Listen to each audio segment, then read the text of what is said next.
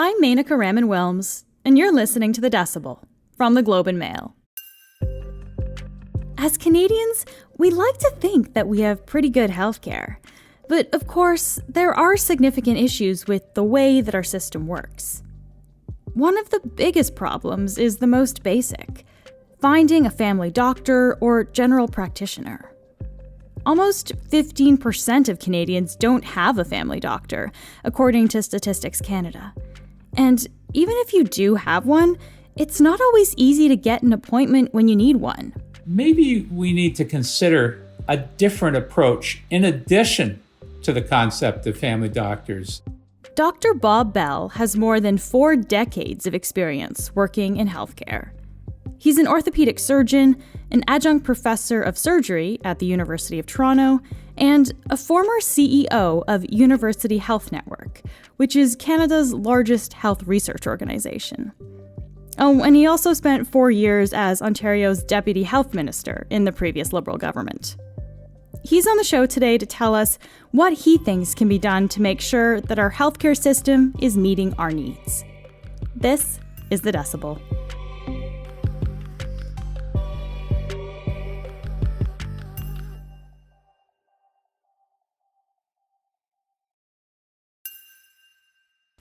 Bob, thank you so much for speaking with us today. Oh, Menaka, it's a pleasure to be here. I'm looking forward to this. So, do you think that Canada's public healthcare system is broken? You know, we used to have cocktail parties in this country before COVID, right? And people used to get together, and they'd always come to me with their concerns about healthcare, sometimes with positive stories, but often about concerns. I hear generally that people are absolutely committed to the Medicare principles of ensuring that people get care based on their need rather than their ability to pay.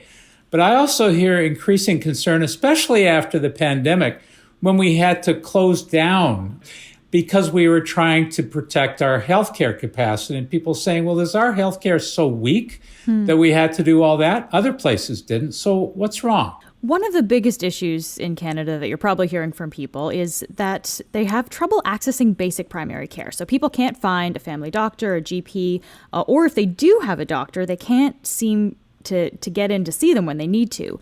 Why are we in this situation? I'd say that's the number one thing that I hear from people. And back in the days when I was deputy minister, it was the number one thing that showed up on surveys. People were happy to have a family doctor in Ontario because most people, at the time I was there and continuing, most people are able to identify a family doctor. 94% of people have someone they identify. But quite often it was a concern. You know, if I come home from work in the middle of the day and my kid's sick, and I call the office, they say, go to Emerge.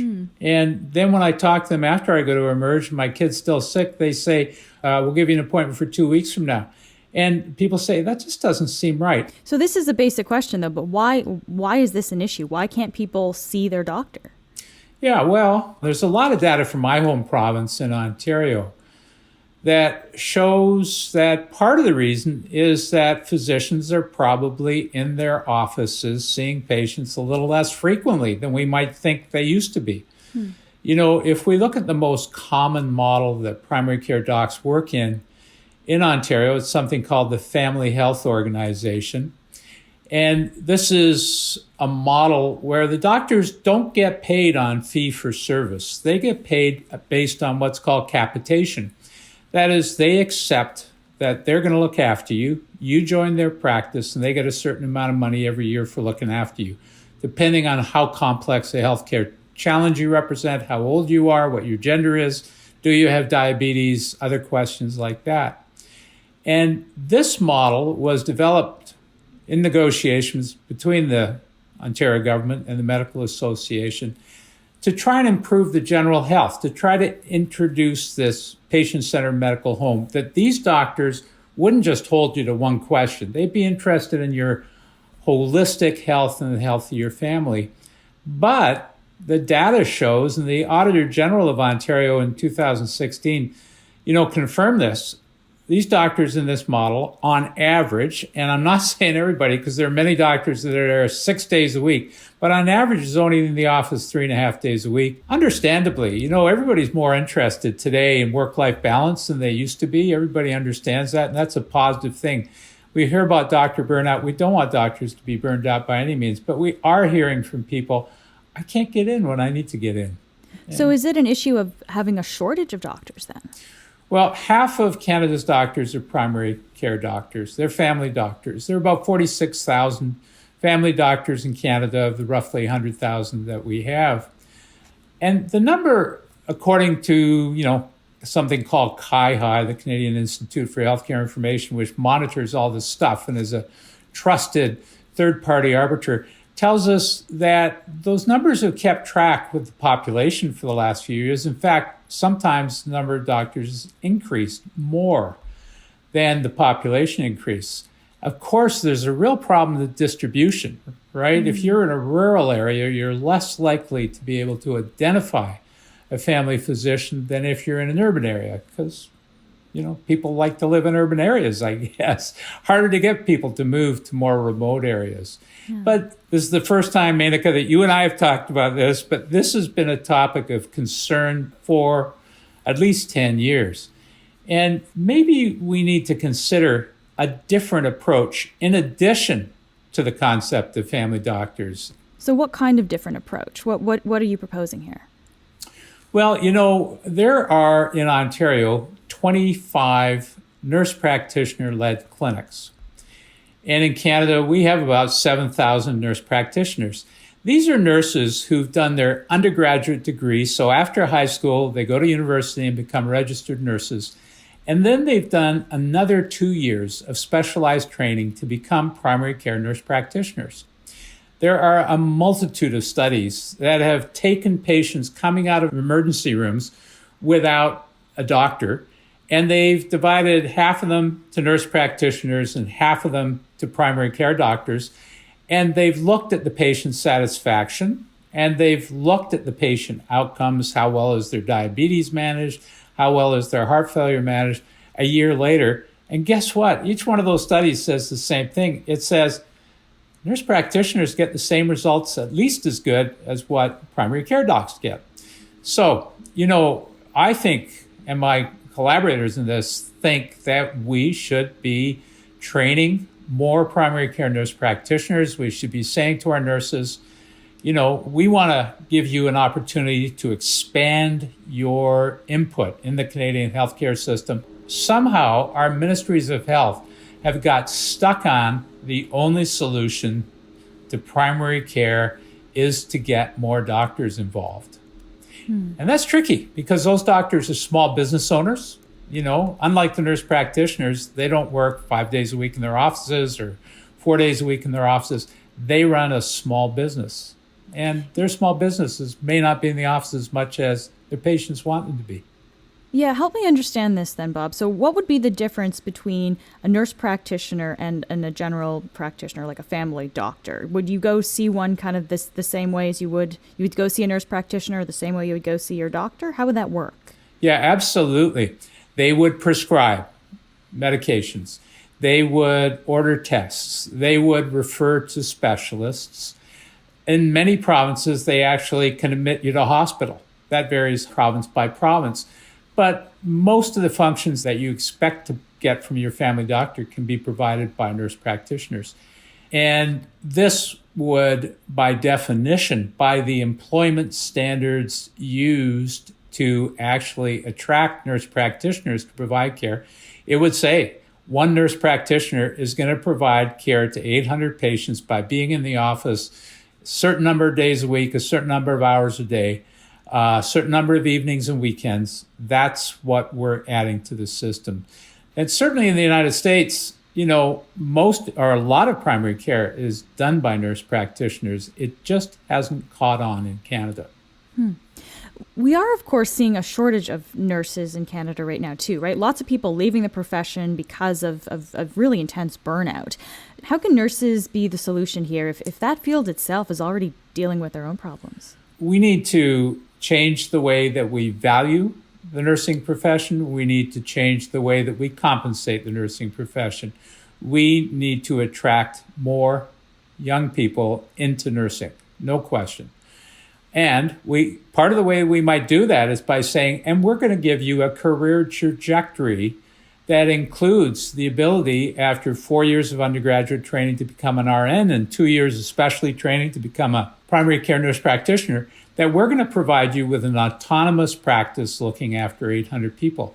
That is a very attractive job offer. It would take away kind of the monopoly that doctors have in many places on this kind of care. Would this essentially mean that doctors lose money? No, it wouldn't. Not a penny. I mean, we need more primary care access.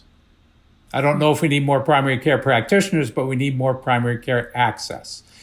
Many family doctors in this country provide excellent care. People would never think of leaving their family doctor if they're providing great care. Someone who couldn't see their family doctor, would they possibly think that, oh, I've heard that nurse practitioner gives great care. Maybe I'll move my healthcare provider over to that nurse practitioner office. Well, if that happens, fair enough. Probably means that there'd be a bit of competition, but I think we're far from competition at this point. At this point, we simply need more access to primary care, and everybody's telling us that. Bob, let's turn to wait times here. I think many people in Canada can relate to the chronic issue of waiting at least months to see a specialist, like a dermatologist or something. How do we tackle this problem? Yeah, we hear people complaining about the length of time, but we have very poor data to understand, what the wait times truly are and to understand what types of specialty services are suffering from long wait times. Right now, Canada collects pretty good data in most provinces about people who get surgery. But unless you're going for surgery and unless you get surgery, there's no wait time data, really. Very, very little. But the amount of time you mentioned dermatologist it takes to see a dermatologist, a headache specialist, an asthma doctor, no information whatsoever. And so how do we fix this? How do we actually know these numbers? So here's the first recommendation that we have. What happens when you go to a doctor and he says, I'm going to send you to see a headache specialist? He pulls out a piece of paper and he writes on the piece of paper and then he faxes it to the headache specialist, right? You've probably heard that or seen that. Why is that happening? And the thing is, that's part of medical practice. It's been there forever. It used to be better to have, rather than mailing a letter, you fax something. But, that was 20 years ago. That seems kind of crazy that we're still using fax machines in 2022. Like, how is this a thing? Menaka, the number of people that say axe the fax and how can we still be used is legion, but we're still doing it. And there's a much better way to do it that solves so many problems. And, it starts off with something called EReferral, which is a secure digital methodology. Lots of apps available. The governments have paid for it. They're not expensive. That seamlessly transmit information. Your family doctor probably has an electronic medical record, downloads that information from the medical record and sends it to the specialist.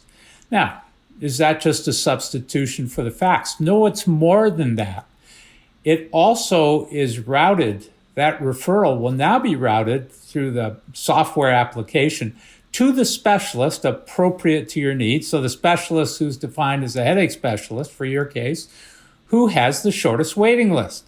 Well, you know what? Queuing theory, that it's a fancy term for common sense, says if you route every referral to the person with the shortest waiting list, you're going to quite quickly reduce waiting lists by some percentage. So that's a good thing. The second thing is it gives information, because now instead of this, fax information that nobody knows what's going on back there in the fax machine, ministries can now monitor wait times. Like that referral to a headache specialist for Menaka was sent yesterday and she didn't see that person for 4 months, 5 months. Chances are we need more headache specialists in the region that Menaka's working. Or we need a different model for how we provide headache consultations. Rather than waiting to see neurologists, maybe people need to see a primary care doctor with special interest in headaches, who knows how to handle many of the problems that are currently waiting to see a neurologist. So that's the first thing. EReferral gives us information. It shortens wait times. The other thing it does is it saves money because, a lot of tests get ordered in Ontario or across the rest of Canada. A lot of people are ordering tests, MRI tests. And you know what? Some of those tests, which can be very expensive, like MRI tests, are being ordered on pieces of paper, using faxes, etc. And when you actually order them through EReferral, there is what's called decision support algorithms that determines, is that MRI really necessary? Like most of the MRIs, I'm going to tell you a little secret here, Menaka. Most of the MRIs that are ordered in Canada today for MRIs are totally unnecessary. And we're spending tens of millions of dollars in each province on unnecessary testing. Now, it doesn't mean that we don't need all the MRI capacity we got, because we still have a big backlog. But by using this EReferral mechanism and the decision support algorithms, I apologize for sounding like a wonk describing this to you, but this is one of the powers of using EReferral. The other thing that's out there that's really effective is something called e-consultation, where if the primary care doc says, I'm pretty sure I know the solution for Menaka's headaches. Menaka, I hope you don't have headaches. I hope I'm not thinking about your personal health information. I'm good. You can use me as an example. You can go ahead. Anyway, I got a feeling that what she has is she has migraine. I should start her on this medication, but I'm not positive. Do I need an MRI? Do I need an extra test? Do I need to try something else? Your doctor can do something called request an e-consultation, where it puts some information on this e-consultation software, again, goes from the electronic medical record to a specialist who will review that information, look at all the tests that have been done, and say to your primary care doc, to your family doc, hey, yeah, that's the medication you should use. Try it, and let me know how she does. And, the average time to get an e-consultation in Ontario is 2 days. That's great, yeah. So the next question you're going to ask me, why aren't we doing this? Yeah, why aren't we doing this? Because it's costing less money, reducing wait times. We're actually getting data on where we need people. So yeah, why is this not happening? And the answer is it's inertia, right? It's resistance to change. Some of the software programs need to be improved so that they're more seamless for family docs to use. Some of them, e-consult programs have a separate sign-on that docs don't like. But, the challenge of getting rid of the fax should be straightforward to accomplish. These programs are paid for by ministries of health across the country, and they're simply not being taken up. It's a question of resistance to change. So literally the doctors know how to do it a certain way and don't want to modernize that? Did you say that? Is that it? Yeah, I think that's the case. That's pretty much it, right? It's hard to change what you're doing. You're used to writing on a piece of paper and faxing it somewhere. Now, I don't want to make too light of the fact that these need to be more seamless than they currently are, but most of the time I've used them, they're pretty good. And, the other thing is, I hate to say this, but doctors respond to financial issues, right? We need to say, look, in each province, we're going to negotiate a date. This is an important issue. We need to axe the facts. We need to have a date whereby if you're not getting your referral on an e-referral system specialist, we're going to have to discount the amount of money you get because you're not providing a full service. So one of the solutions that's often talked about for our healthcare system is moving to a two-tier system, which would basically mean privatizing part of Canada's healthcare. Our neighbors to the south, the U.S., are known for this privatized healthcare system.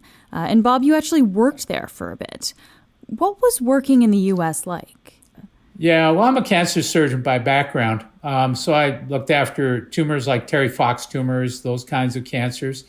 And, working in the United States is this incredible dichotomy because some of the best healthcare in the world, a lot of the best healthcare in the world, a lot of the advances that we all rely on come from the United States. But before you can apply those advances to people, you have to check and see what kind of insurance they have, right? And I got kind of disturbed by having to phone up an insurance company and say, can I operate on this guy who needs this operation? And I'm probably the best person around here to provide it. Not that I'm arrogant, but sometimes that's true, was true. But they would say, no, you can't do that. He's got the wrong insurance. He needs to go to the city hospital. You know what I mean? Whereas here, never had to phone an insurance company. I would just describe to the patient what was the best treatment for them and be able to provide it to them immediately. And that's why I came back to practice in Ontario rather than practicing in the States. And what we need to do in Canada is treasure our Medicare system and make it better for everybody. Because as we've been talking about, Menaka, there are things we can do that don't cost us more. In fact, they're not only faster and better, they're more cost effective, they're a bit cheaper. And there are things that we can do without spending more money that can make our care better. And that's what we need to do for everybody. Bob, thank you so much for taking the time to speak with me today. Menaka, thank you. It's been a pleasure. That's it for today. You can read more from Dr. Bell and his colleagues on how to fix Canada's public healthcare system on the Globe's website, theglobeandmail.com. You'll find that in the opinion section. I'm Menaka Raman-Wilms. Our intern is Emily McPhail. Our producers are Madeline White, Cheryl Sutherland, and Rachel Levy-McLaughlin. David Crosby edits the show. Kasia Mihailovich is our senior producer, and Angela Pacenza is our executive editor. Thanks so much for listening, and I'll talk to you tomorrow.